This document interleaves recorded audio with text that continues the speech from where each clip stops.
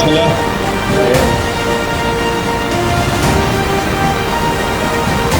Baik, tuan-tuan, kita akan mulakan beberapa saat daripada sekarang yang majlis kita pada malam ini, insya-Allah.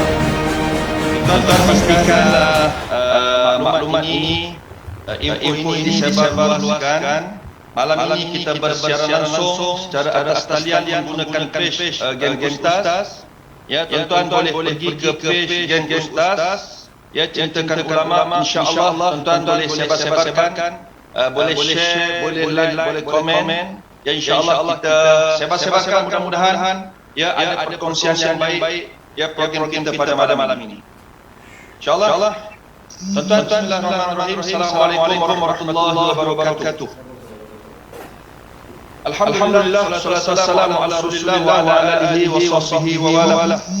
Rabbana la ilma lana illa ma 'allamtana innaka antal alimul hakim. Qala rabbi shrah li sadri wa yassir li amri wahlul 'uqdatam min lisani yafqahu qawli. Rabbi yassir wa la tu'assir bil khairi ya arhamar rahimin. Qala Allah Ta'ala fil Qur'anil Karim, wa'tasimu bihablillahi jami'an wa la tafarraqu. Firman Allah yang bermaksud, dan berpegang teguhlah kamu dengan tali Allah dan janganlah kamu berpecah belah ataupun bercerai-berai. Yang dimuliakan dan yang saya hormati kedua-dua rakan panel forum kita pada malam ini, yang saya kira tidak asing lagi bagi kita rakyat Malaysia. Ya, mereka tidak lain dan tidak bukan ahli panel yang pertama yang saya kasihi, yang berbahagia, Profesor Dr. Muhammad Ridwanti. Assalamualaikum, Doktor. Waalaikumsalam warahmatullahi wabarakatuh. Apa khabar, Doktor? Sihat? Baik, alhamdulillah. Alhamdulillah, terima kasih malam ni. Ya. Terima kasih banyak malam ni dapat bersama dengan kami. Dalam program forum Sempena Hari Malaysia.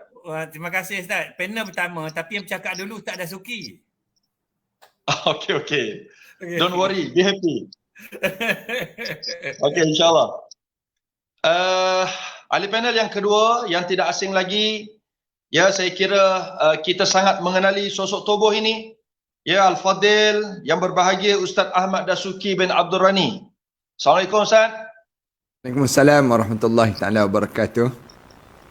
Apa khabar, sihat? Sihat, alhamdulillah. Tengok tadi berkayu basikal. Pagi tadi. Bukan silap tengok tu. Saya tak kayuh petang-petang, saya kayuh pagi. Masya-Allah. Ya, dengan basikal tua. Ya, kayu-kayu sempena Hari Malaysia. Ya, alhamdulillah. Ya. Masya-Allah. Terima kasih banyak Ustaz dapat bersama pada malam ini. Ya, yang saya kira tidak asing lagi Ustaz Ahmad Dasuki adalah Presiden ya Pertubuhan Geng Ustaz, ya Presiden Geng Ustaz ataupun Pertubuhan ya Pendokong dan Pencinta Ulama. Ya, tuan-puan, seterusnya tuan-puan hadirin dan hadirat, para penonton yang saya hormati sekalian. Alhamdulillah, syukur pada Allah Subhanahu wa taala pada malam ini dapat sama-sama kita bertemu ya secara atas talian, kita menggunakan pakai platform ya page Geng Ustaz.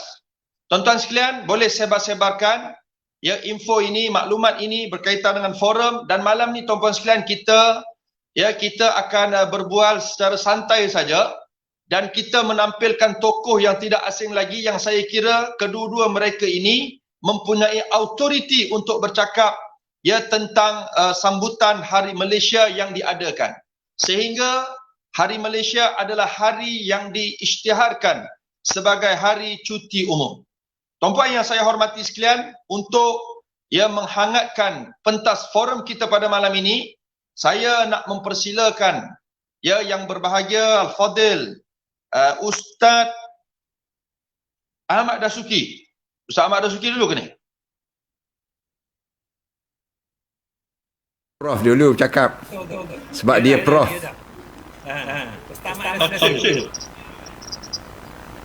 Okey, saya akan buat link. Saya akan mempersilakan ahli panel yang pertama yang diundang khas pada malam ini, Profesor Dr. Muhammad Ridwanti Abdullah. Ya, yang berbahagia Prof, soalan saya mudah saja. Berdasarkan kepada latar belakang bangsa Malaysia, ya, kita yang ada pelbagai etnik, bangsa, warna kulit, ya, bercakap pula macam-macam logat, mari pula bawa ke Sabah Sarawak, ya, dia punya perpecahan kepada kaum itu dilihat pelbagai lagi. Ya, kalau dalam etnik Melayu saja, ada Jawa, ada Banjar, ya, ada yang Melayu tulen macam moderator malam ni, ya, dan macam-macam lagi. Saya nak sebutnya ialah kita yang bervariasi bangsa ini, ada Melayu, ada Cina, ada India, ya, ada Bumiputera. Pada pandangan doktor lah, apakah kekuatan dan cabaran dalam pembentukan gagasan baru kerajaan Malaysia di bawah Datuk Seri Ismail Sabri ini? Mungkin doktor, ya, boleh kaitkan dengan tema keluarga Malaysia. Silakan doktor. Baik, Assalamualaikum warahmatullahi wabarakatuh. Bismillahirrahmanirrahim. Alhamdulillahirabbil alamin wa bihi nasta'in. Saudara pengusi, Ustaz Ruslan Ustaz Ruslan, ahli panel kita Ustaz Dasuki dan rakan-rakan sekalian.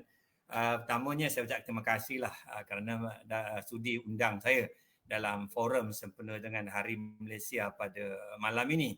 Ada beberapa perkara yang saudara pengusi bangkitkan tadi. Pertama, soal bangsa Malaysia yang terdiri daripada pelbagai bangsa dan kemudian dikaitkan dengan keluarga Malaysia. Saudara pengusi, kadang-kadang saya terfikir juga, sudah lama bermain dalam fikiran saya ni. Bila kita sebut sebagai bangsa Malaysia, ya, terdiri pada berbilang kaum ini, sepatutnya semua bangsa ini sudah menguasai makna agenda hidup bernegara. Ini saya kena sebutlah, ya.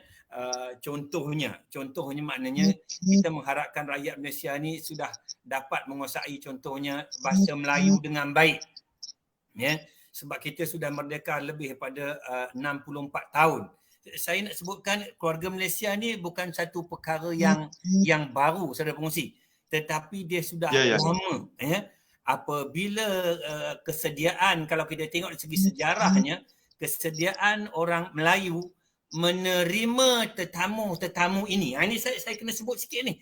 Sejarahnya kena sebut, ya.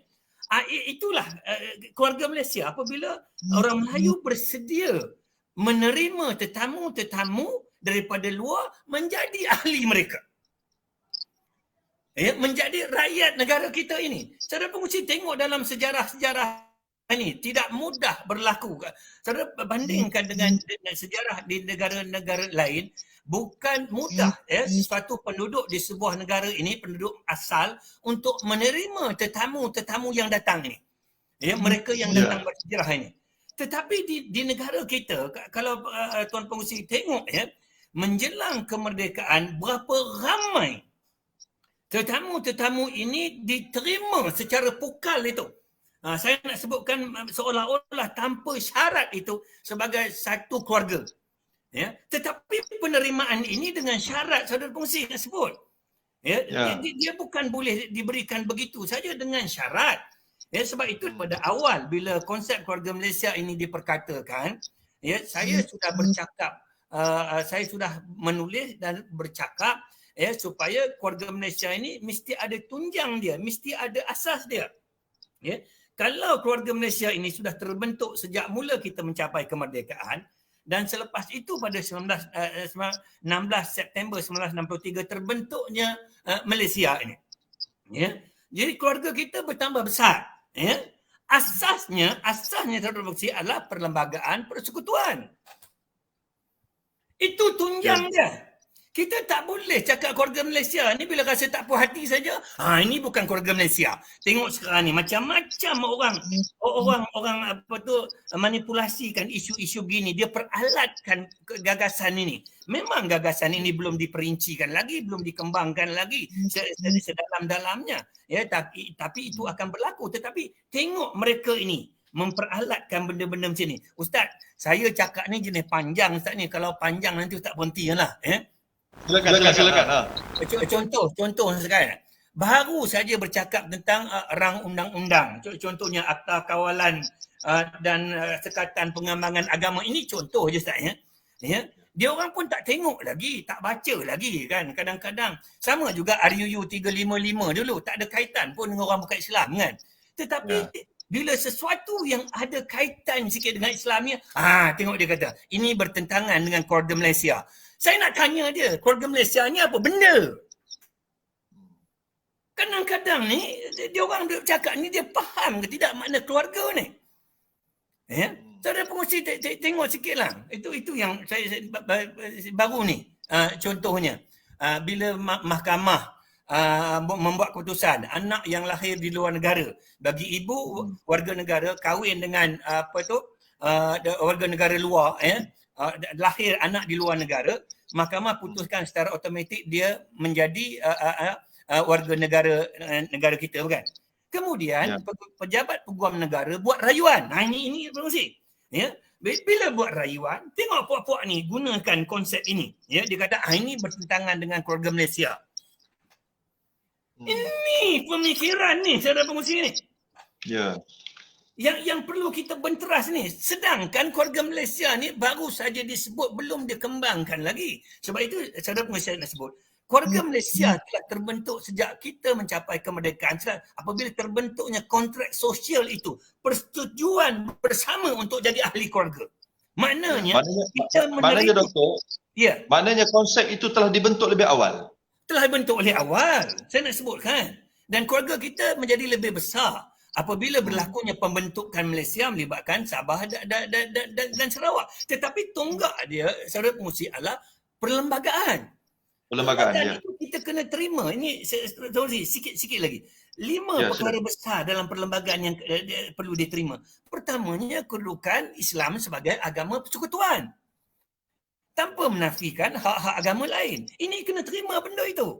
Ini yang ada kaitan dengan yang saya sebutkan tadi. Kedua, kena terima kedudukan hak istimewa orang Melayu dan Bumi Putera, Sabah dan Sarawak. Ya, dan ketiga, kena terima kedudukan bahasa Melayu sebagai bahasa negara, bahasa kebangsaan. Saudara pengurusi, keluarga macam mana kita nak sebut? Cakap Melayu pun tak erti lagi, 64 tahun merdeka dah. Saudara pengurusi nak buat macam mana? Layak ke jadi ahli keluarga ni? Layak ke kita menuntut lebih pada itu? Ya, kalau kita tidak merasai, tidak dapat orang kata berada dalam keluarga itu.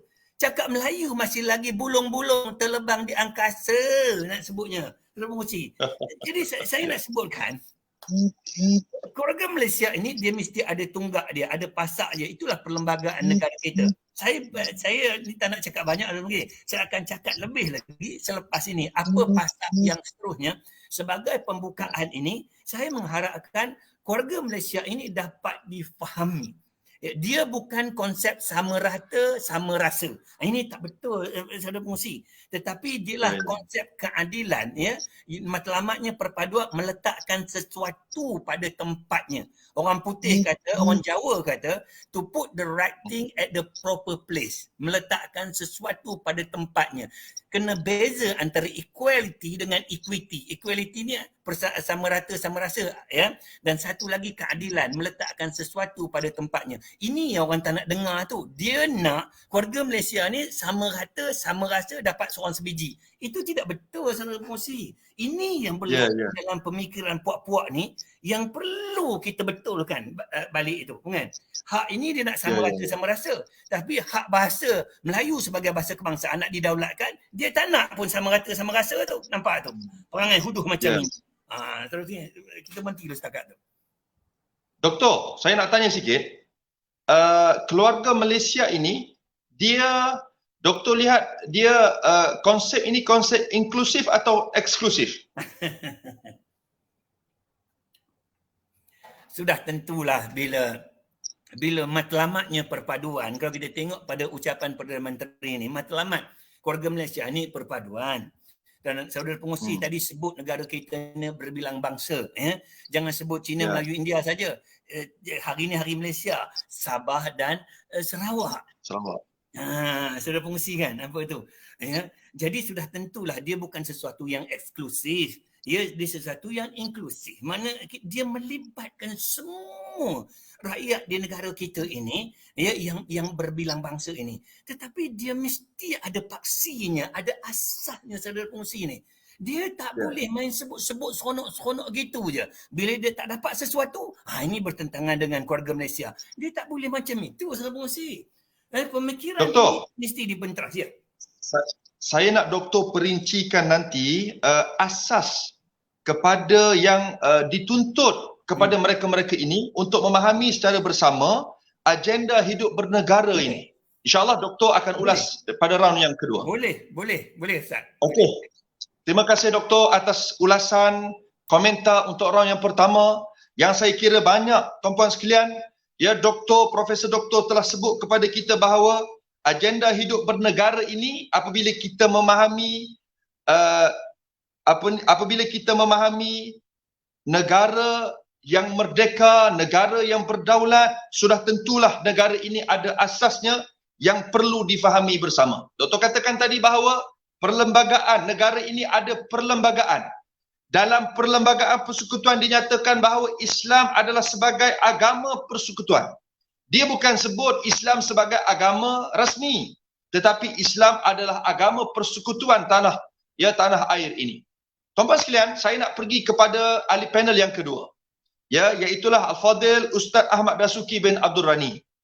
Ya, soalannya Ustaz, Hari Malaysia disambut pada 16 September setiap tahun untuk memperingati penubuhan Persekutuan Malaysia, di mana tarikh yang sama pada tahun 1963.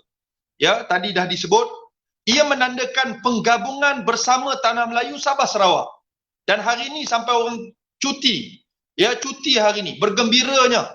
Apatah lagi kerajaan Malaysia mengisytiharkan fasa, ya, apabila kita dah menuju imunisasi, ya, kelompok ke arah itu, menyebabkan sekatan-sekatan jalan raya pun sudah agak longgar untuk diberi kebenaran melintas daerah dan sebagainya. Tuan-tuan sekalian, bersempena dengan Hari Malaysia ini, ya Ustaz, kita lihat rakyat Malaysia begitu gembira. Ya, tetapi apa sebenarnya yang kita kena fahami di sebalik penubuhan Persekutuan Malaysia ini sehingga kita isytihar hari ini adalah hari cuti umum.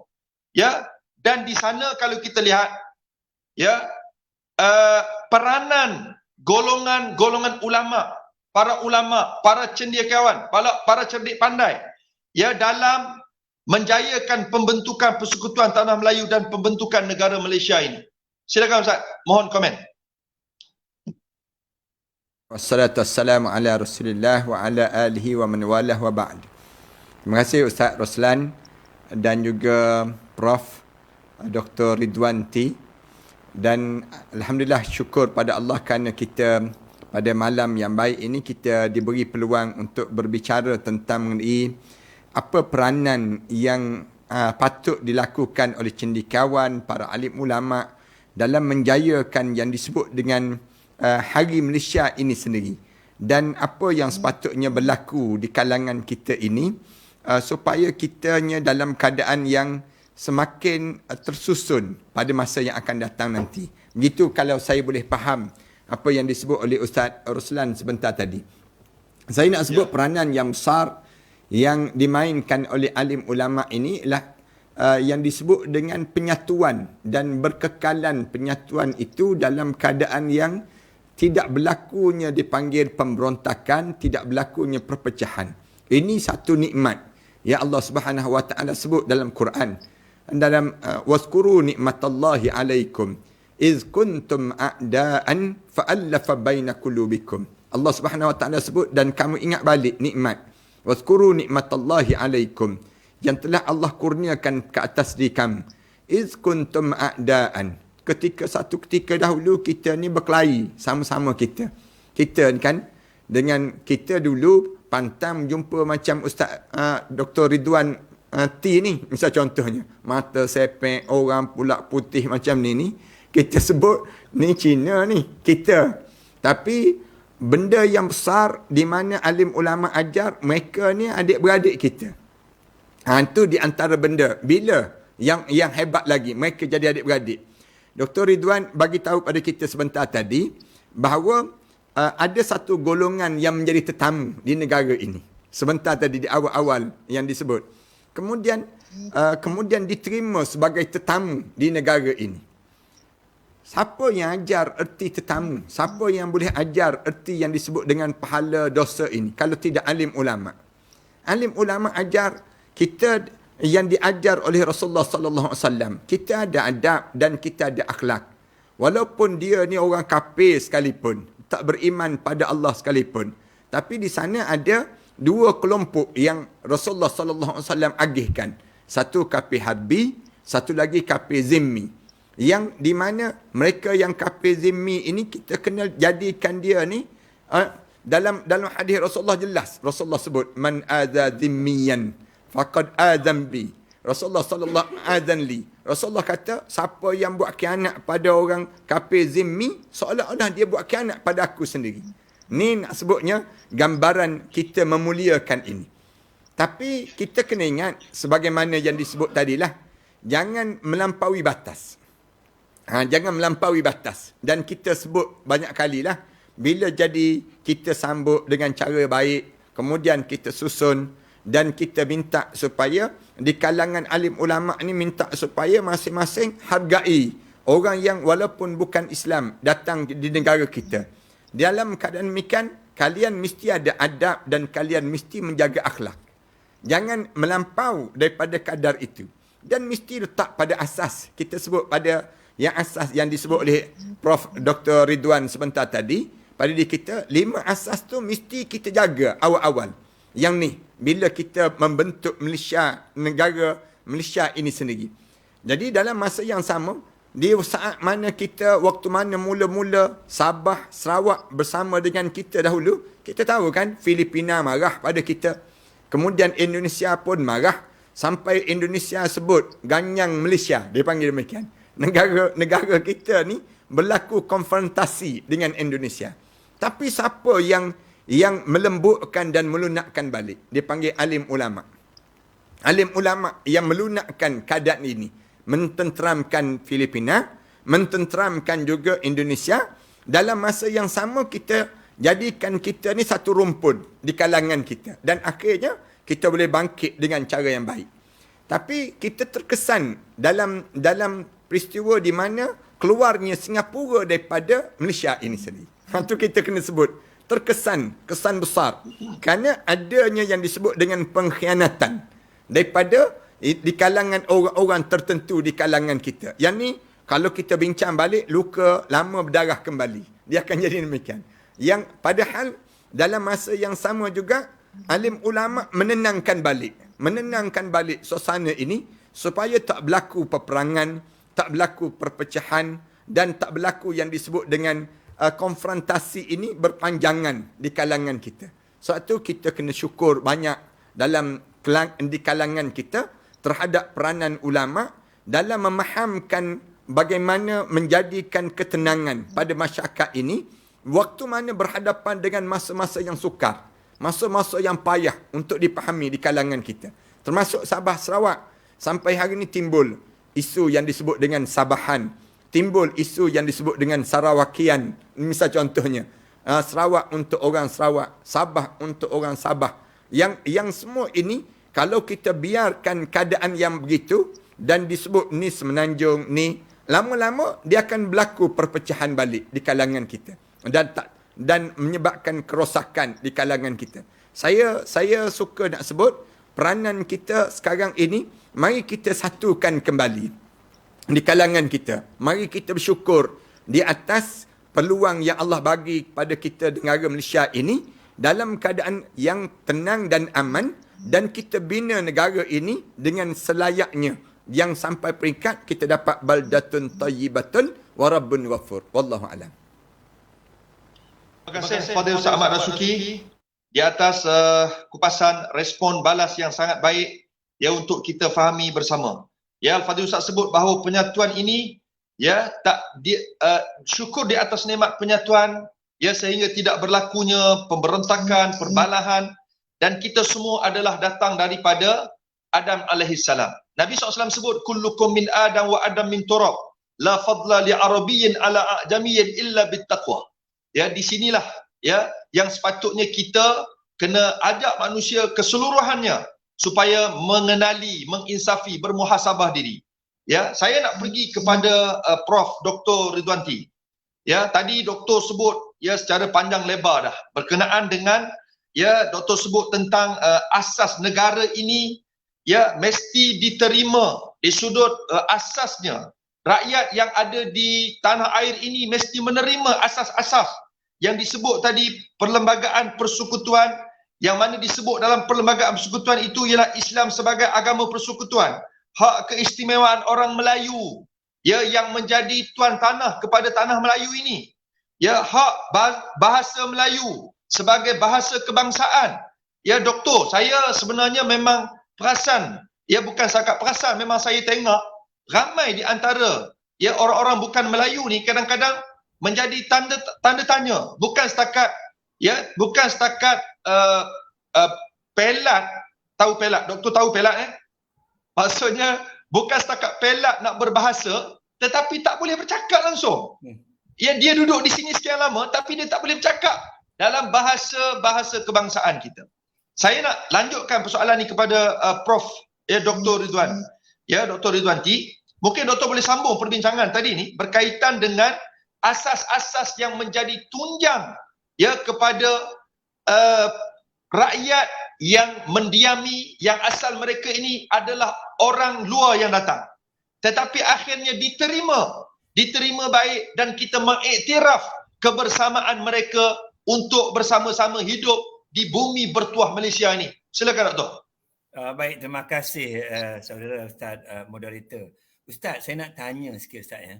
Kalaulah ditakdirkan orang Melayu ini tidak memeluk agama Islam 600 tahun lebih dahulu, kalau ditakdirkan masih lagi tidak Islam, adakah orang Melayu bersedia menerima keterbukaan dia, menerima tetamu-tetamu ini sebagai ahli keluarga mereka?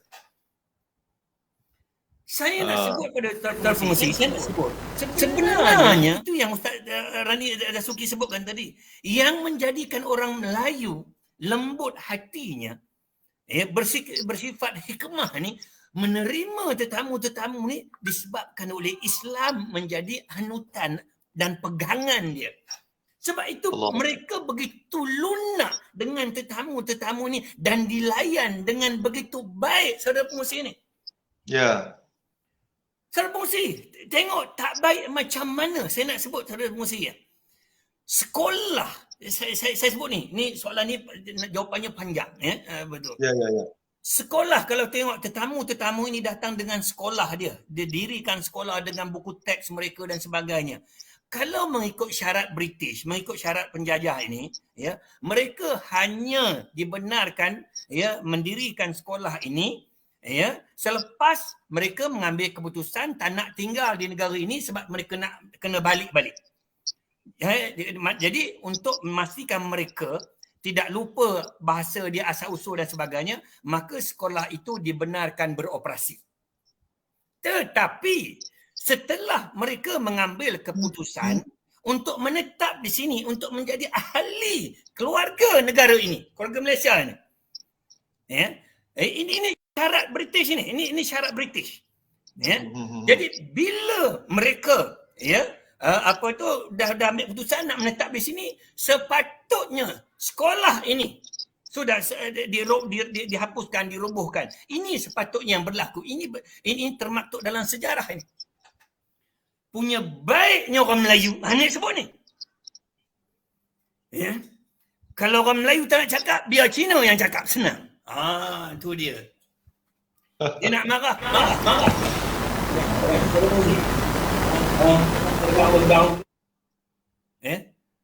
Boleh dengar tak? Punya baiknya orang Melayu ni, ini dia. Bukan saja dia terima sebagai ahli keluarga. Dia teruskan menerima dengan sekolah dia sekali.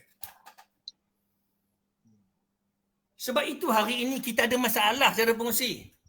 Bila ada sekolah berasaskan kaum ini, ya, menggunakan bahasa ibunda masing-masing, penguasaan bahasa kebangsaan, bahasa negara itu, ya, menjadi masalah kepada kita hari ini. Itu sebab saya pelik. 64 tahun telah merdeka, lebih daripada 50 tahun kita menyambut Hari Malaysia ini. Ya, yang kita peliknya penguasaan bahasa Melayu masih lagi di tahap yang sangat menyedihkan. Dan ramai pandangan doktor tentang sekolah vernacular? Oh.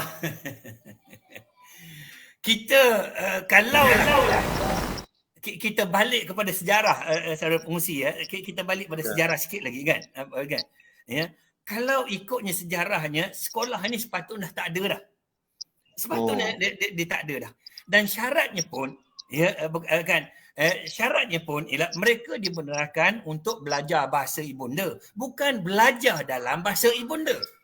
Ya, sepatutnya saya nak sebutkan sepatutnya sekolah ni dah tak ada dah. Tetapi mereka berkeras juga nakkan sekolah ini. Dan kita lihat kelembutan hikmahnya Islam orang Melayu ini, mereka menerima ni. Tapi malangnya mereka tidak bersyukur benda-benda macam ini.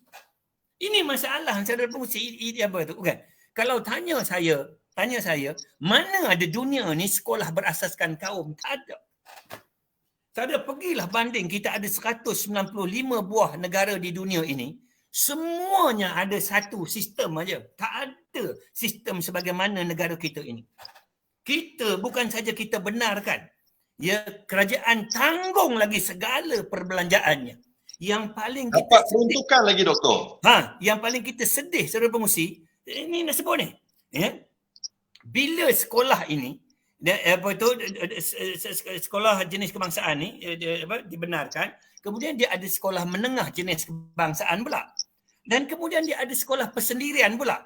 Ya, dulu bila sampai ke peringkat menengah ini, sekolah ini diberikan pilihan untuk masuk, makna kerajaan nak serapkan dia menjadi sekolah menengah jenis kebangsaan Cina.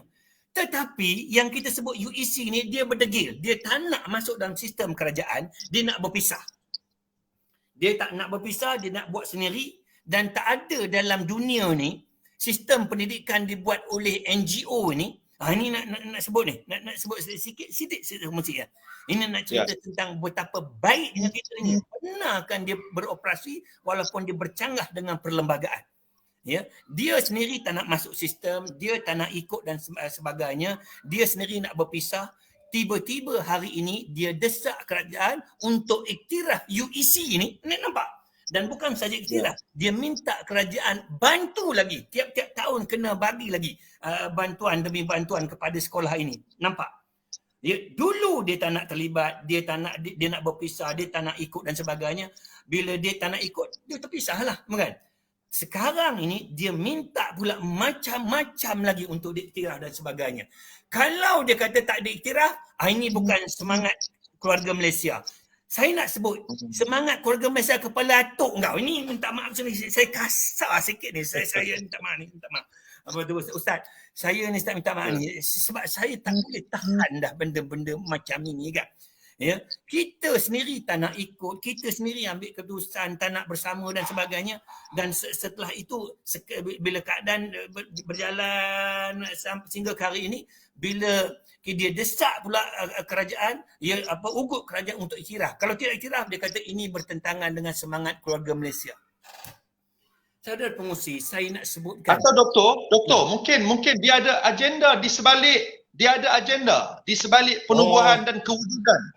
Kalau saudara pengusi tanya saya agenda ni, memang banyak. Ini apa tu ya? Proses saya nak sebutkan proses pencinaan. Ini saya nak sebut ni.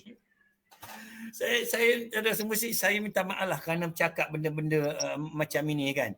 Ya. Sila doktor. Dia rakyat Malaysia sekarang ni segelintirnya seolah-olah mereka merasakan mereka masih lagi berada di tempat asal usul mereka. Mereka nak membina negara dalam negara. Ini sangat bahaya saudara pengusi ini. Bila bercakap soal pembangunan negara bangsa ini, bila bercakap soal kemerdekaan negara, pemikiran ini sangat bahaya sebab dia nak membina negara dalam negara. Ini bahaya. Saya dah sebutkan berulang-ulang kali dalam soal ini. Keluarga Malaysia perlu ada penegasan terhadap golongan sebegini. Saudara pengurusi kena ingat, saya sebutkan tadi, keluarga Malaysia telah terbentuk dengan tiang serinya adalah perlembagaan persekutuan dengan perkara-perkara asasnya yang mesti dipatuhi. Saudara pengurusi tengok, ya, apabila perkara ini tidak dipatuhi, kita dikejutkan dengan peristiwa 13 Mei 1969. Saudara pengurusi tengok, 31 Ogos 1957, ya, maknanya kesediaan rakyat Malaysia, orang Melayu menerima warna-warni ini sebagai ahli tetap ahli keluarga mereka. Kemudian pembentukan Sabah Sarawak 16 September 1963 menambahkan lagi keluarga besar ini. Kemudian saudara pengurusi, kita dikejutkan. Ini saya nak sebut ni tahun 1969 dengan peristiwa berdarah 1969, 13 Mei 1969 disebabkan kita langgar asas-asas hidup bernegara ini. Kita ungkit perkara-perkara yang sensitif, konsep Malaysia. Dia nak hak sama rata, sama rasa. Dia tak nak perkara 153 hak istimewa orang Melayu Bumi Putera Sabah Sarawak. Dia tak nak benda itu. Diungkit-ungkit perkara berkaitan dengan Islam. Kalau saudara tengok, saudara pengurusi tengok apa tu sebab peristiwa 13 Mei ni, antara yang menyebabkan dia meletus ini apabila benda-benda asas yang termaktub dalam perlembagaan itu yang menjadi tiang seri kepada keluarga Malaysia ketika itu diungkit-ungkit dan sebagainya. Mereka nak dapatkan taraf sama rata antara semua bahasa. Maknanya bahasa Melayu ini sama je taraf dengan bahasa-bahasa lain dan sebagainya. Apabila isu-isu ini dimainkan, kita dikejutkan dengan peristiwa 13 Mei 1969. Saudara pengurusi, selepas itu tengok balik, sebab kita nak bina negara.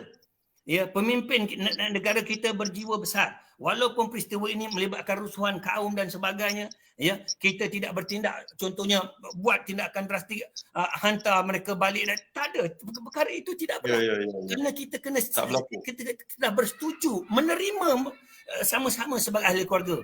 Kita ikat mereka dengan satu lagi perkara, saudara pengurusi. Tahun 1970, ya, 1970, kita ikat keluarga Malaysia dengan rukun negara. Saudara pengurusi tengok, ya, kita ikat keluarga Malaysia ini dengan rukun negara. Ini perkara kedua saya nak sebutkan. Tadi asasnya perlembagaan. Kedua asasnya ialah rukun negara. Rukun negara, ya. Rukun negara. Kalau saudara baca rukun negara, saudara boleh tengok matlamatnya. Memang benar, ya, matlamat untuk mencapai perpaduan. Tetapi dengan berpegang kepada 5 prinsip ini. Sebab dia lahir disebabkan huru-hara yang berlaku dalam keluarga Malaysia ketika itu. Sebab itu kita jangan main-main dengan bila Perdana Menteri sebut balik benda ini. Ya, kita jangan ulangi kesilapan masa lalu. Ini saya sebut ini. Ya, jangan ulangi kesilapan masa lalu ini. Apabila kita dikejutkan, maka kita ikat keluarga ini dengan berpegang kepada 5 prinsip rukun negara. Pertamanya, kepercayaan kepada Tuhan. Saudara pengurusi, punya baiknya kita tak sebut pun kepercayaan kepada Allah. Nampak tu? Punya baik. Punya baiknya kita meraihkan orang lain ini. Kita tak sebut pun kepercayaan kepada Allah. Kalau di Indonesia dia lagi advance Pancasila dia. Kepercayaan kepada Tuhan yang Esa. Dia letak Tuhan itu di tahap yang tinggi. Tetapi kita letak secara jamak aja kepercayaan kepada Tuhan. Kita tak letak pun kepercayaan kepada Allah. Walaupun sepatutnya itu yang berlaku. Kemudian kita ikat keluarga Malaysia dengan prinsip yang kedua, kesetiaan kepada raja dan negara. Ketiga, keluhuran perlembagaan. Keempat, kedaulatan undang-undang. Kelima, kesopanan dan kesusilaan.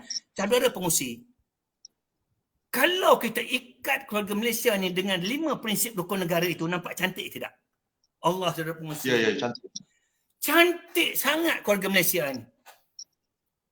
Ya. Kalau kita ikat dengan prinsip pertama cukup dah, kepercayaan kepada Tuhan. Maknanya berpegang kepada agama masing-masing. Aman, tenteram kita, saudara pengurusi. Jangan ada kita yang melanggar pertusuruhan agama. Ini hari ini, berapa ramai di kalangan kita yang menghina Tuhan dia sendiri. Tuhan dia kata jangan berzina, dia berzina. Tuhan dia kata jangan minum arak, dia minum arak. Tuhan dia larang berjudi, dia buat pusat judi yang terbesar di Asia. Dia hina balik Tuhan dia. Macam mana keluarga Malaysia ni nak aman? Saudara pengurusi, saya nak sebut, ini dasar negara kita yang mesti mengikat keluarga Malaysia. Ya. Ini panjang, saudara pengurusi ni. Kalau saya cakap ni panjang, cukuplah setakat tu. Saya yakinlah, kita tak boleh biarkan keluarga Malaysia ni terawang-awang begitu, saudara. Saya minta maaf, saudara pengurusi ya. Kita nak biarkan begitu. Biar orang tafsir ikut cara dia je. Bila dia tak dapat sesuatu, ini bertentangan semangat keluarga Malaysia. Tak boleh macam tu. Keluarga Malaysia perlu diikat dengan perlembagaan, perlu diikat dengan rukun negara. Sebab kita dikejutkan huru-haranya keluarga itu apabila kita tidak ikat mereka itu. Dan jangan ulangi sejarah ini balik, saudara pengurusi ya.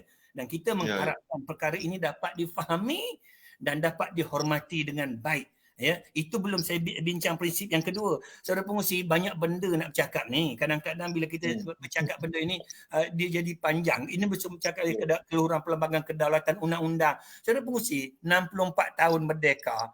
Takkanlah keluarga Malaysia masih sanggup lagi ya menterbalikkan warna bendera. Kadang-kadang sedih, 64 tahun duduk dalam negara, pasang bendera tak betul lagi. Dia kadang-kadang doktor, bila ada insiden-insiden seperti ini, dia bukan membawa naratif sedih, dia jadi kita sakit hati. Sakit hati. Dan yang kita peliknya, kadang-kadang dia cabar kita balik pula. Mencabar, betul. Gantung bendera terbalik. Dia suka-suka je warnakan bendera hitam. Suka-suka je tukar bintang 14, tukar pada bintang komunis. Tak boleh begitu, saudara pengurusi. Itu yang saya kata, keluarga Malaysia ni kalau tidak diikat, dia akan jadi berserabut, dia akan menjadikan konsep ini tidak akan dapat mencapai matlamat perpaduan yang kita idam-idamkan. Terima kasih banyak. Terima kasih kepada Dr. Ridwan T. Abdullah. Masya Allah, banyak perkara yang telah disebut. Tuan-tuan, menarik sekali bila doktor sebut negara.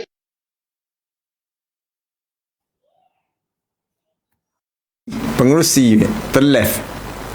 Ya, doktor dah sebut pada doktor dah sebut bermacam-macam contoh-contoh yang tindak tanduk yang tak sepatutnya. Ya, tindak tanduk yang tidak sepatutnya.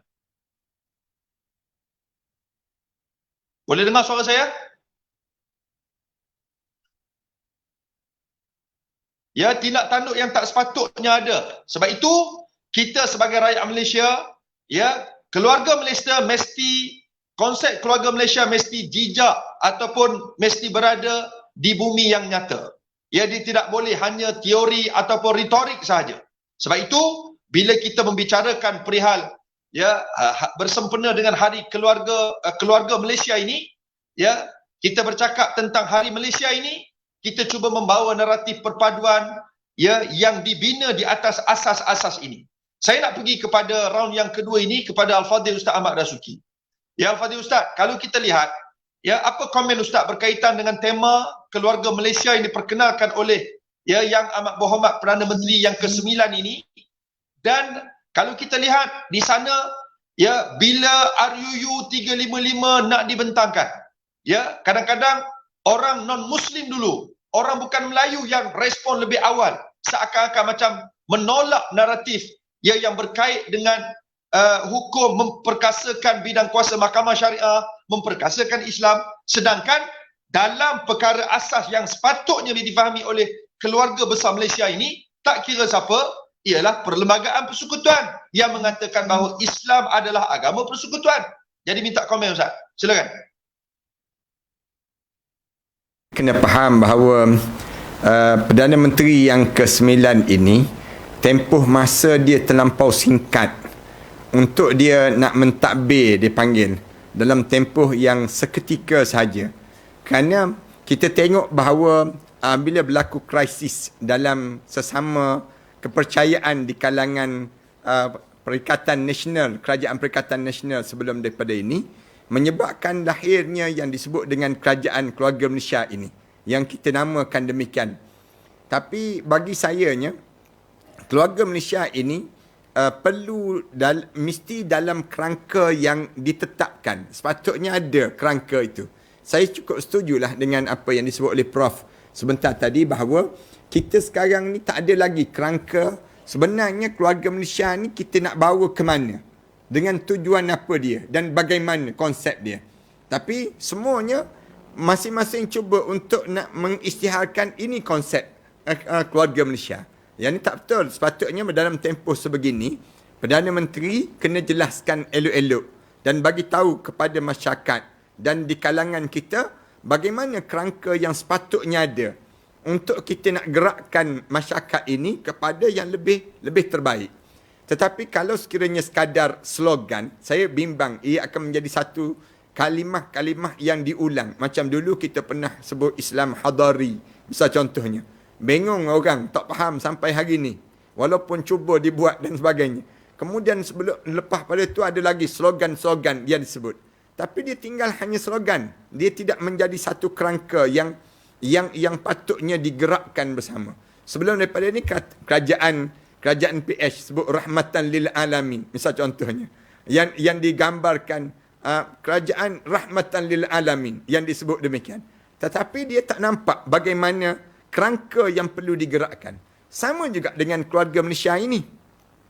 Kalau sekiranya sekadar kita sebut, masa kita terlampau singkat dan kita tak ada garis panduan yang perlu digerakkan bersama, maka saya rasa kita akan jadi kebingungan.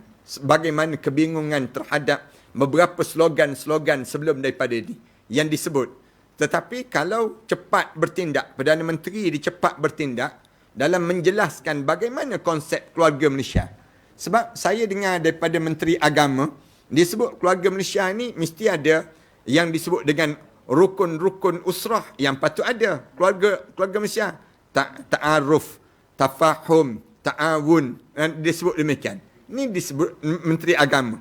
Manakala kalau kita dengar yang disebut oleh Prof. Dr. Ridwan T sebentar tadi, kita kena balik semula kepada asas yang disebut dengan rukun negara.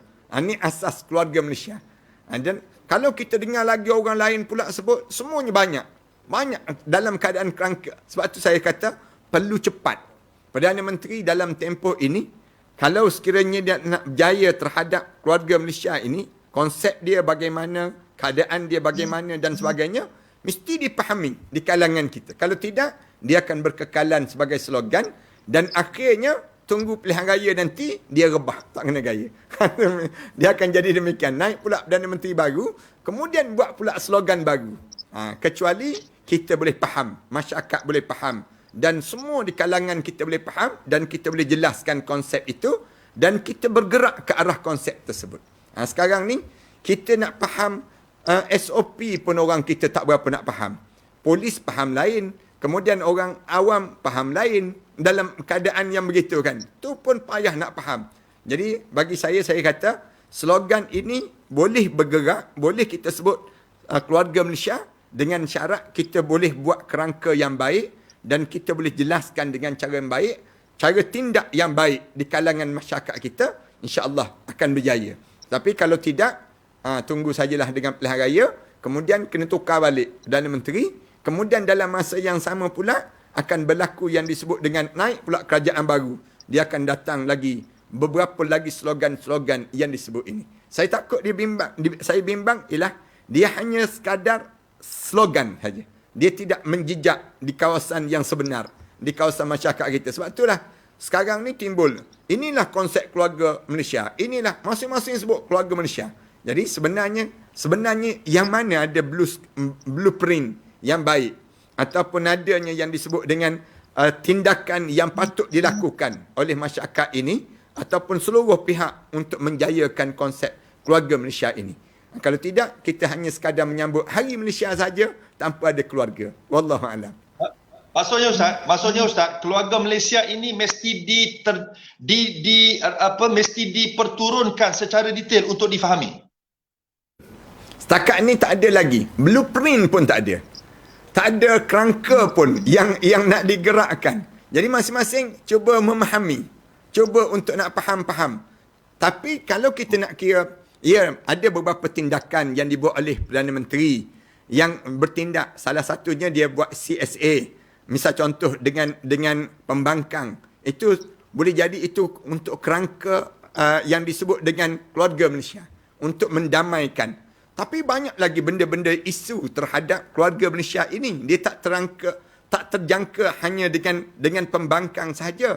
Tetapi yang lebih utama, komponen yang ada ini yang mesti dipahami dan boleh meresapi di kalangan kita. Misalnya contoh Sarawak, orang-orang Sarawak, apa yang patut orang Sarawak dapat dan juga apa yang tak sepatut orang Sarawak tuntut. Demikian juga orang Kelantan, apa yang sepatut orang Kelantan dapat dan juga apa yang tak sepatut orang Kelantan tuntut di kalangan kita. Ini dipanggil biar keseimbangan itu berlaku.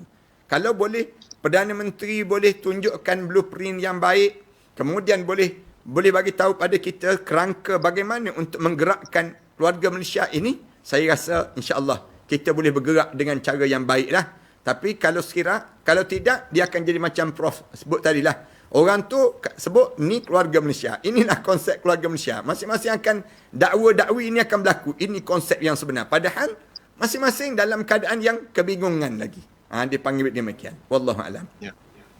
Ya, terima kasih Fadil Ustaz Ahmad Dasuki di atas penerangan komentar yang telah diberikan. Tuan-tuan sekalian, rakyat sedang menanti-nanti, menunggu-nunggu apakah konsep keluarga Malaysia ini betul-betul menepati cita rasa mereka ataupun betul-betul dia turun secara mendasar ataupun betul-betul dia menepati konsep inklusif yang sangat dekat dengan hati rakyat. Yang pastinya beberapa kepelikan yang berlaku sebagaimana yang digambarkan oleh kedua rakan panel tadi. Saya nak berpindah kepada Profesor Dr. Ridwanti. Kalau tadi doktor ada sebut bahawa adalah suatu benda yang sangat pelik. Dalam pada negara mencapai kemerdekaan selama 64 tahun lebih, ada lagi orang yang masih lagi belum boleh berbahasa Melayu dengan baik. Ini suatu kepelikan. Kemudian pelik bila kita datangkan tetamu, tiba-tiba tetamu sudah sampai naik kepala, pijak kepala kita. Ini juga satu benda yang sangat pelik. Sebab itu saya katakan tadi, bila doktor kata suatu benda yang sangat sedih, sebenarnya saya rasa dia bukan pergi kepada naratif sedih dah, tetapi pergi kepada naratif kita nak marah. Kita jadi sakit hati. Engkau tu tetamu, datang rumah, kita dah raih, kita dah terima, tiba-tiba, kau nak pijak kepala kami pula. Engkau buat tindakan-tindakan yang tak sepatutnya. Saya nak pergi, soalan saya ialah kepada Dr. Ridwan. Soalannya apa? Soalannya ialah, dalam kita nak memahami konsep keluarga Malaysia ini, boleh tak kalau kita saya harap sangat Dr. Al-Fadhil Ustaz, perbincangan kita pada malam ni akan dapat kedengaran sampai maklumat ini, idea-idea ini terus kepada pejabat PMO no. Terus sampai ke PMO untuk mereka dengar pandangan-pandangan yang datang daripada cerdik pandai, yang datang daripada perbincangan kita pada malam ini. Setuju tak doktor kalau kita kata konsep keluarga Malaysia demi nak merealisasikan perlembagaan persekutuan, memahami rukun negara yang 5 yang disebut oleh doktor tadi. Setuju tak kalau kita kata konsep keluarga Malaysia mesti seiring dengan konsep Islam memimpin? Silakan doktor. Saudara pengurusi, saya merasakan kita kena cepat bahaskan secara ilmiah tentang konsep keluarga Malaysia ini. Sebelum dia menjadi bercelaru, sebab masing-masing dia mengikut perspektif masing-masing. Ini sangat bahaya. Sebab itu negara kita ni ramai pakar. Kita kena kumpulkan segera ini terpulang pada di pejabat PMO untuk menggembelingkan seluruh tenaga untuk bahaskan secara ilmiah, secara akademik, supaya keluarga Malaysia ini dia akan terus menjadi satu tema ataupun konsep sampai bila-bila walaupun pemimpin bertukar. Dia tak jadi, lepas itu masyarakat madani pula. Dia tak mau jadi macam tu. Dia kena sebab itu dia perlu dia kena berterusan. Sebab saya bimbang saya mesti apabila Perdana Menteri bertukar dia jadi lain pula. Sebab benda ni dah berlaku sebelum ni. Sebab kita habis wang ringgit berjuta-juta tengok Islam Hadari dulu. Habis, hancur. Berapa banyak duit habis. Kemudian Satu Malaysia habis. Dan sekarang ni tiba pula konsep keluarga Malaysia ni, kalau kita tidak bahaskan betul-betul secara ilmiah dan diikat dengan tunjaan dengan pasak dia yang saya sebutkan tadi, supaya dia bersifat mengikat saudara pengurusi. Dia tak boleh bebas begitu saja. Mana yang perlu ambil tindakan, kena ambil tindakan. Mana yang perlukan kepada penegasan, kita perlukan penegasan. Kita tak boleh biarkan bila diugut sikit kita pun lembik. Kita tak mau macam tu saudara pengurusi.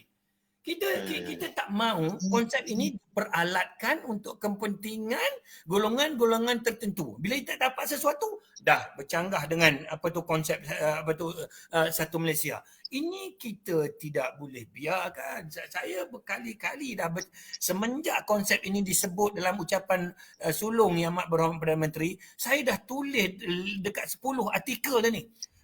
Dan berceramah, berforum macam ni dah berpuluh-puluh kali sebut dah.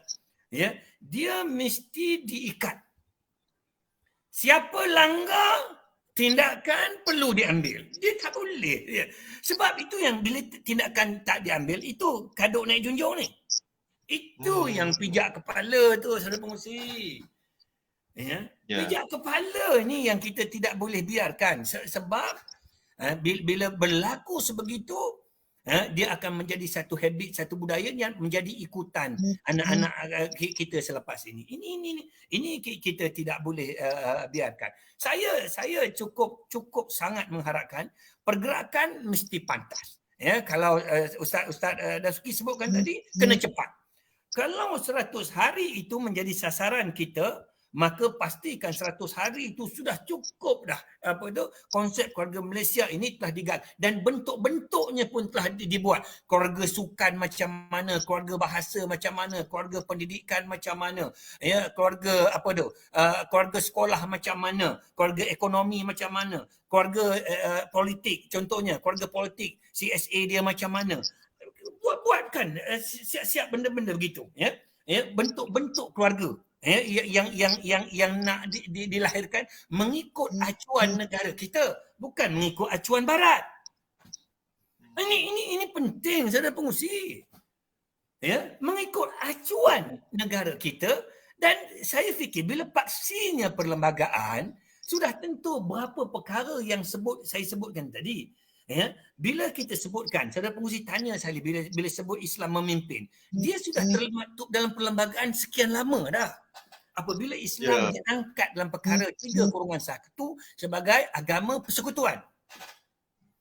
Saudara pengurusi, tengok kita layan ahli keluarga Malaysia negara kita. Dengan Islam itu, sebab itu saya kata, orang bukan Islam tak perlu bimbang bila Islam memimpin ni. Tengok di Kelantan. Saudara pengurusi, saya mengajar di Terengganu, tapi selalu ke Kelantan. Di Kelantan, nak ceritanya, tengok bila Islam memimpin, dia dapat lebih banyak daripada sepatutnya dia dapat. Saudara pengurusi, orang Buddha di Kelantan tak sampai 5% pun. Ya. Saudara pengurusi, tengok dia punya patung Buddha setinggi pokok kelapa kat Bacok tu. Di Rantau Panjang tu dia baring, pengurusi, kalau pergi ukur tu berapa puluh kaki tu, saudara pengurusi. Kalau tak silap saya, pelajar saya pergi buat kajian, pergi ukur, saya kata lebih pada 40 kaki tu terbaring. Besar bukan main. Kemudian dan dia terbaring, Doktor, dia terbaring kat situ sampai hari ni, tak ada siapa kejut dia. Punya baiknya, itu saya kata, orangnya sikit dapat lebih banyak. Kemudian, saudara pergi tengok patung Buddha yang duduk dia tu dengan paras bumbung masjid sama. Saudara pengurusi, saya nak sebutkan, sepatutnya kalau ikut bilangan yang sedikit, dapat sikit-sikit sudahlah. Maknanya kalau nak bina jangan tinggi sangat. Kalau nak baring jangan panjang sangat. Tapi jangan lama sangat. Tapi dia dapat setinggi-tingginya, sepanjang-panjangnya. Kalau dia duduk, sama dah duduknya setinggi kubah masjid itu. Kalau saudara pengurusi tengok, itu yang saya kata, Islam di Kelantan sudah beri keadilan kepada orang bukan Islam, sudah terlebih adil dah. Bilangannya sikit, dapatnya banyak. Ini belum kita tengok batu cave lagi. Saudara pengusi, ini belum kita tengok batu cave dan sebagainya. Kalau saudara bandingkan dengan rumah-rumah ibadat di negara kita ini, yang paling banyak di negara kita ini bukan surau dan masjid. Surau dan masjid, saudara pengusi, kalau mengikut perkiraannya, masjid saja lebih kurang ada 30,000. Ini mengikut statistik JAKIM. Katakanlah masuk surau dan sebagainya, surau sekolah dan sebagainya, tak sampai pun, maknanya lebih kurang dalam 50,000 saja. Tetapi rumah ibadat orang bukan Islam, Hindu, Buddha, Kristian dan sebagainya, gereja menghampiri 1,5 juta, saudara pengusi. Islam agama persekutuan, tapi tak nampak syiar Islam itu lebih, maknanya kita nampak bersinar. Ya, lebih banyak daripada yang bukan Islam. Maknanya kita tengok rumah ibadat saja orang bukan Islam hampir 1,5 juta, sedangkan rumah ibadat masjid surau kita dalam lingkungan 50,000 je, saudara pengusi. 10 kali ganda betul banyaknya bilangan rumah ibadat bukan Islam. Itu yang saya selalu sebut. Apa yang kita beri hari ini, maknanya konsep keluarga Malaysia yang kita telah praktikkan selama ini, keadilan yang kita telah berikan, tidak ada tolok bandingnya, saudara pengusi. Saudara pengusi tengok di Thailand, cukuplah bandingkan di Thailand. Saudara pengusi tengok berapa banyaknya rumah ibadat Buddha yang menjadi agama pegangan majoriti orang di Thailand, orang Siam lah, saudara pengusi. Di mana hak-hak orang Islam? Saya nak sebutkan, apabila Islam memimpin, orang bukan Islam boleh hidup senang lenang. Saudara pengusi bandingkan negara lain. Saya minta maaf saya sebutkan. Saudara pengusi ambil negara India. Saudara pengusi, biar saya sebut sikit lagi, saudara pengusi nak habis ni. Nak sebut. Di India, saudara pengusi, penduduk dia ada 1.4 bilion. Umat Islam di India ada 174 juta. Saudara pengusi kena tengok ya. Umat Islam di India ada 174 juta daripada 1.4 bilion penduduk India secara keseluruhan. Dan umat Islam diperintah oleh orang bukan Islam. Tengok nasib orang Islam di India. Nak sembelih lembu pun kena bunuh. Allah. Nak makan lembu pun tak boleh, saudara pengusi. Ya, hanya kerana lembu itu binatang suci kepada penganut agama lain dan lembu itu adalah makanan kepada orang Islam. Percanggahan ini pun mereka tidak boleh raikan dalam bentuk keluarga. Saudara pengusi, masuk kepada negara kita, nak tengok kita melayan keluarga ini. Masuk pada negara kita, bila orang protes, bila kita sambut Hari Raya Korban, sambut Raja, kita korbankan lembu dan sebagainya. Bila ada orang protes, kita pun kata, ini tak boleh, ini sensitif. Tengok saudara pengusi dia. Sampai sembelih binatang pun sekarang kita sorok-sorok dah. Saya nak kata ini. Saya nak sebut kepada saudara pengusi yang disebut sebagai Islam memimpin ini. Bukankah kita sudah memberikan keadilan yang saya nak sebutkan, kita sudah beri lebih daripada yang sepatutnya. Sebab itu saya mohon, saya rayu saudara pengusi. Benda-benda ini perlu disyukuri. Sebab itu jangan pijak kepala. Ya. Bila melampau sangat, itu yang kadang-kadang dia meledak itu.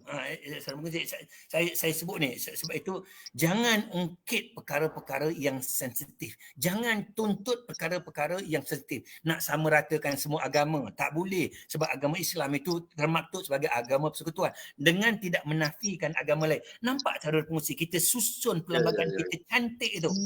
Agama Islam agama persekutuan, agama-agama lain dibenarkan untuk diamalkan. Bahasa Melayu sebagai bahasa kebangsaan, perkara 152, bahasa lain boleh nampak tak keadilan di situ? Kita tidak titik. Bahasa lain tak boleh diamalkan. Tak ada. Tetapi kita bagi bukan saja diamalkan, dengan sekolah-sekolah kita bagi. Keadilan macam mana yang kita nak lagi? Kerakyatan keluarga Malaysia yang saya lihat sudah kita beri lebih daripada sepatutnya. Sebab itu saudara pengusi, saya dah sebutkan. Kalau konsep keluarga Malaysia ini nak selamat, perlu ada penegasan. Sesiapa langgar batas itu, ambil tindakan. Ya. Jangan terus biarkan kita duk main tarik tali, lepas tali, tarik tali. Saya bimbang kita tak ada tali lagi nanti. Itu saya bimbang bila bunyi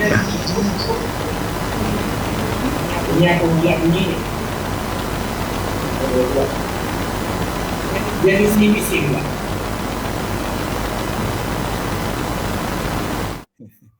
Boleh dengar saudara pengisi? Boleh. Ada. Dia ada bunyi bising tadi. Nak habis ni. Saya saudara pengisi, saya mohon sangat. Saya rayu sangatlah supaya di kalangan kita ni, pemimpin negara kita ni kena ada penegasan. Dia tak boleh. Dalam membina negara ini bila diugut sikit, kita pun jadi cair, kita pun jadi takut nanti dia tak sokong kita dan sebagainya. Maka pun kita lepaskan benda-benda yang menjadi asas ini. Kalau itu yang berlaku, keluarga ini pasti akan porak-peranda, saudara pengisi. Terima kasih banyak. Saya kembalikan balik kepada saudara pengisi. Terima kasih. Maksudnya doktor, kita bimbang ialah kita bertolak ansur tetapi akhirnya kita ditolak beransur-ansur. Nampaknya itulah yang berlaku. Dia sangat bahaya. Menghargai. Ini saya nampakkan apa tu. Dia tidak menghargai nikmat yang dikecapi selama ini. Dan macam-macam dah dapat. Allah, saudara pengusi, bandingkanlah. Saya tak nak cakap banyak. Bandingkan dengan negara lain. Pergi ke negara China, cuba bandingkan. Pergi ke negara India, cuba bandingkan. Hatta jangan pergi jauh lah. Pergi ke negara Thailand, pergi ke negara Indonesia dah. Cuba bandingkan. Bagaimana, saudara pengusi tengok Indonesia, Thailand. Pemimpin mereka dalam perkara-perkara melibatkan dasar ini, mereka sangat tegas. Tak ada kompromi, saudara pengusi. Saya nak sebutkan. Ketegasan inilah yang sebenarnya akan memacu negara ke depan, akan maju, akan menjadikan negara kita maju dengan lebih cepat. Bila kita bertarik tali ini akan menjadikan negara kita ini dia lambat sikit. Sebab itu Thailand, Indonesia sudah mula meninggalkan kita, saudara pengusi. Sebab mereka tegas dalam membina negara. Thailand, Indonesia, Vietnam sudah meninggalkan negara kita sebenarnya. Sebab salah satu ciri nak maju kena tegas dalam sesuatu keputusan. Kita tak boleh main tarik tali sebegini sebab dia buang masa, buang tenaga, buang duit. Saya nak sebutkan begitu. Orang muda kata doktor buang karen. Ya betul doktor. Saya setuju dengan pandangan doktor. Masya Allah, banyak perkara yang doktor telah perkatakan yang saya rasa tidak keterlaluan kalau saya katakan bahawa mereka kena sedar diri siapakah mereka. Mereka kena sedar diri siapakah mereka, jangan tak sedar diri. Itu yang saya nak katakan kepada mereka. Dan menarik bila doktor sebut ada dua perkara penting yang doktor tekankan, iaitulah mesti bincang cepat, jangan lambat konsep keluarga Malaysia ini secara akademik dan pastinya dia mesti diikat dengan perlembagaan dan rukun negara itu. Yang kedua, perlu ada penegasan. Perlu ada penegasan, berarti tidak ada sesiapa yang kebal bila berhadapan dengan kesalahan undang-undang, pelanggaran kepada undang-undang yang telah kita bina bersama. Saya nak pergi round yang terakhir ni, dia lebih kepada kesimpulan lah.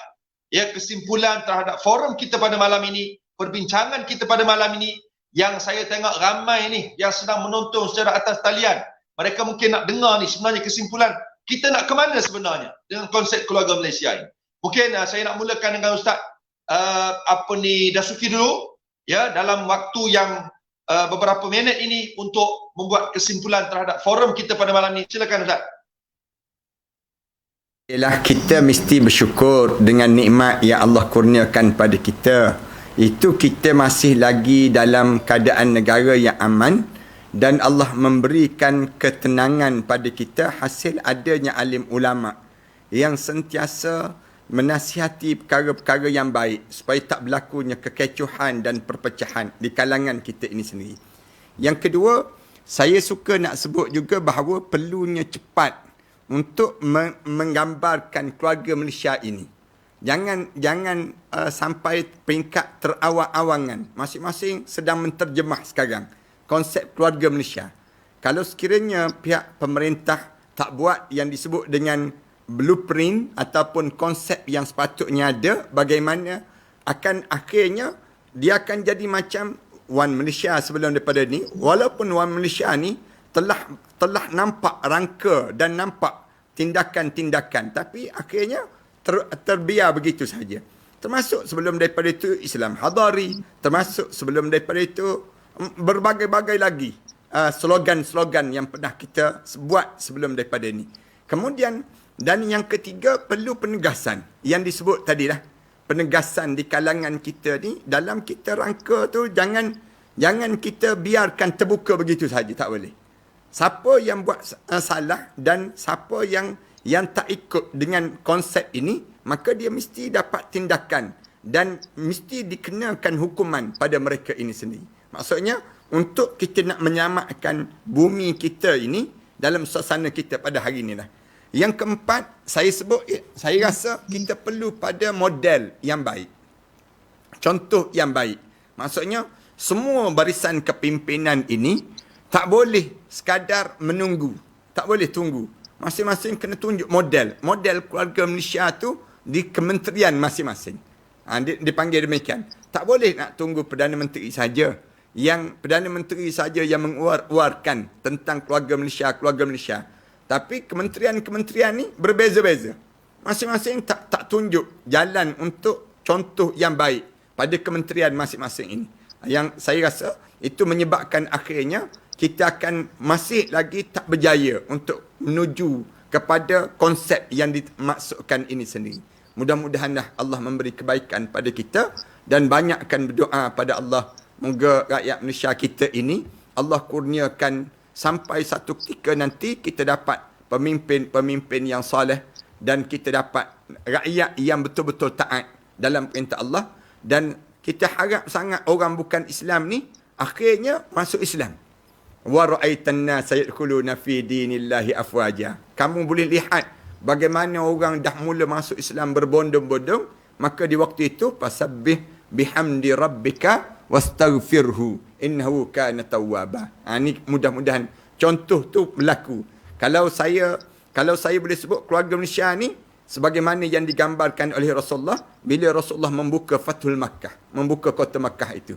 Itu konsep yang mesti dilaksanakan. Kalau saya lah, pada diri saya boleh jadi Prof sebut, kita sandarkan pada yang disebut dengan rukun negara tadi, ataupun saya dengar daripada yang Menteri Agama sebut, kita sandar pada rukun usrah dan sebagainya.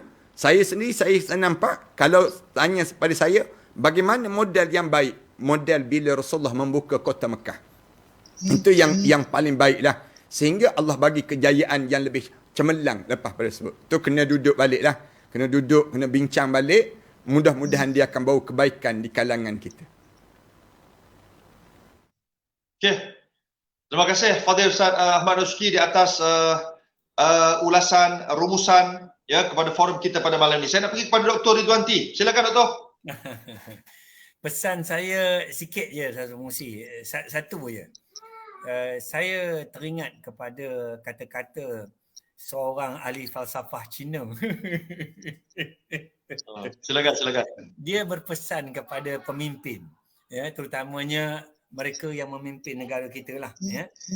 Dia kata, kalau kita nak jadi seorang pemimpin yang baik, dia kata, ya, pastikan kita jadi ketua keluarga yang baik. Maknanya kita boleh pimpin keluarga kita dengan baik. Ini dia pesan dia. Kalau nak pastikan kita boleh pimpin keluarga kita dengan baik, pastikan kita boleh pimpin diri kita dengan baik. Ini saudara pengusi, apa tu? Dia ada turutan. Kalau nak jadi pemimpin negara, pastikan kita jadi pemimpin keluarga yang baik. Nak jadikan ketua keluarga yang baik, diri kita kena baik. Nak pastikan diri kita kena baik, hati kena baik. Dia kata put your heart right. Hati kena baik. Nak pastikan hati baik, dia kata asasnya adalah sifat ikhlas. Masya-Allah. Saya bila tengok pepatah Cina ni, apa tu kata-kata ini, saya kata dia punya kena pada diri kita ini kan. Kalaulah pemimpin yang memimpin negara kita ini daripada Perdana Menteri, daripada Raja Perdana Menteri sampailah ke menteri-menterinya, timbalan menteri dan ke semuanya, ya, meletakkan sifat ikhlas itu. Ini saya kongsikan. Dan ini pun asas dalam Islam pun, dalam memimpin keluarga, negara, memimpin diri dan sebagainya. Kalau kita boleh letakkan sifat ini dalam diri kita, saudara pengungsi, keluarga apa pun yang kita nak hasilkan, dia akan menjadi. Tapi kalau kita jadi pemimpin ni tidak ikhlas, ni pesan sikit dari sekarang pengungsi ni. Semata-mata nak pastikan kita terus berkuasa, ini nak sebutkan kan. Dan kita tidak buat sesuatu perkara yang sepatutnya kita lakukan sebagai seorang pemimpin. Contohnya, saya sebutkan tadi soal penegasan itu. Saya minta maaf saudara pengungsi, dia begini. Bila kita sebut tentang kepimpinan ni, peranan kita sebagai menteri dan sebagainya, dia mesti ada penegasan. Saya tekankan banyak kali perkara ini sebab di negara kita ini kita main tarik tali. Ini masalah dia. Dan bila kita main tarik tali, kita makin banyak melepaskan tali. Tengok-tengok nanti habis dah. Kan? Tak ada tali nak dilepaskan dah. Ya.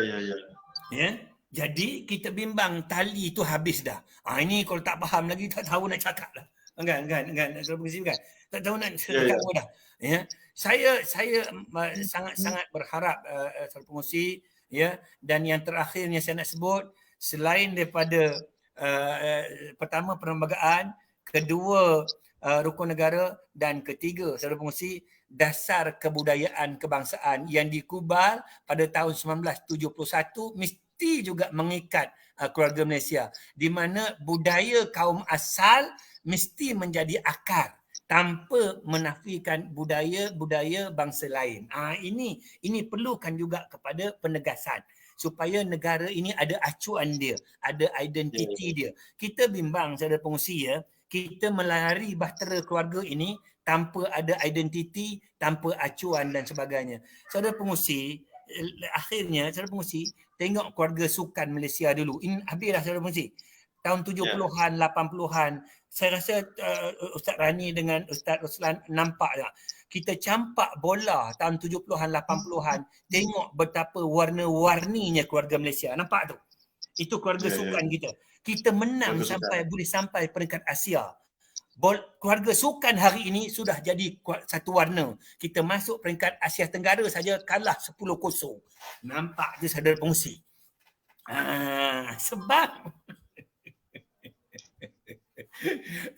Sebab warna-warni yang Islam nak itu, yang Islam raikan tidak muncul lagi. Itu saja. Terima kasih banyak. Assalamualaikum warahmatullahi. Terima kasih banyak kepada Fadil Ustaz Dr. Profesor Dr. Ridwan T. Abdullah. Terima kasih kepada Al-Fadhil Ustaz Ahmad Dasuki. Terima kasih kepada semua para penonton. Tuan-tuan sekalian, kita bersiaran langsung 1.5 jam hampir. Banyak perkara yang telah dikupas, diulas, diutarakan oleh kedua-dua panel yang saya kira mereka yang sangat berautoriti untuk bercakap, memberi pandangan berkaitan dengan keluarga Malaysia dan ke mana sebenarnya kita nak pergi ini, bersempena dengan Forum Hari Malaysia yang disambut pada hari ini. Ramai di antara kita yang saya kira menonton secara atas talian. Tuan-tuan sekalian, banyak perkara yang disebut, yang pastinya apa yang doktor sebut tadi, bahawa tidak ada sejarah lagi Islam memimpin menindas orang lain, tetapi di sana banyak dah sejarah-sejarah luka duka apabila orang lain selain daripada Islam yang memimpin, orang Islam dianiayai, dizalimi, ditindas dan bermacam-macam lagi diperlakukan. Tuan-tuan sekalian, juga disebut tadi, kok mana pun tuan-tuan, konsep ini mesti cepat difahami oleh rakyat keseluruhannya.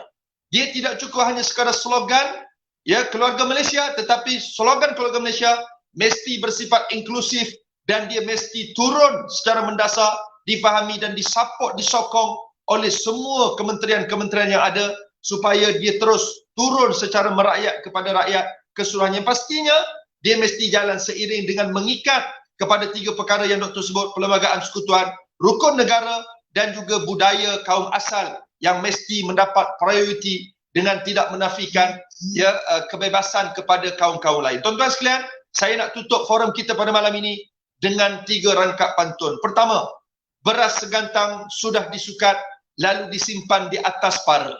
Andai seluruh masyarakat bermuafakat, negara damai, rakyat sejahtera. Sawah padi luas terbentang, kuning keemasan indahnya maya.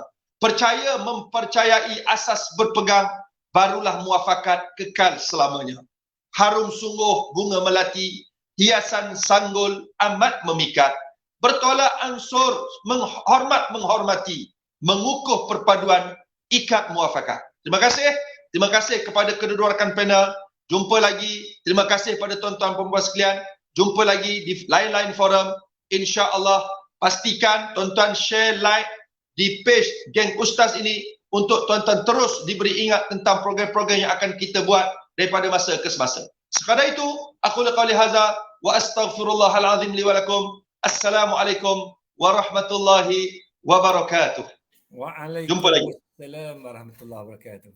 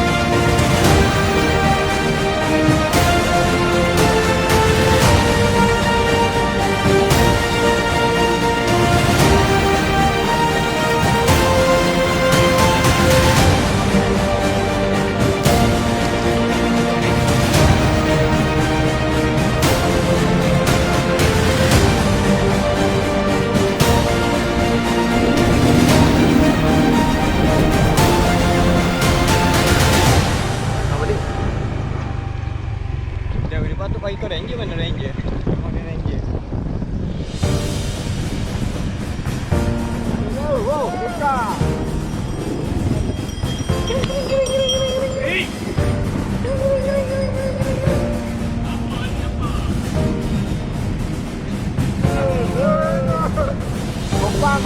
Kompang.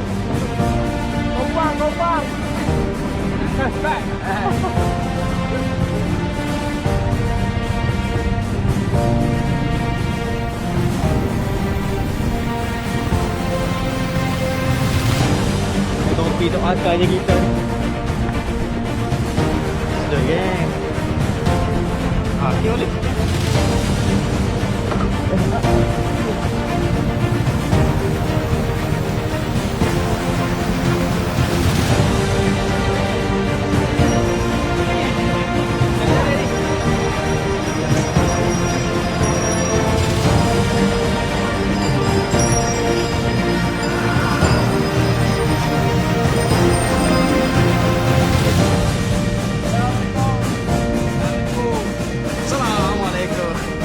sabar.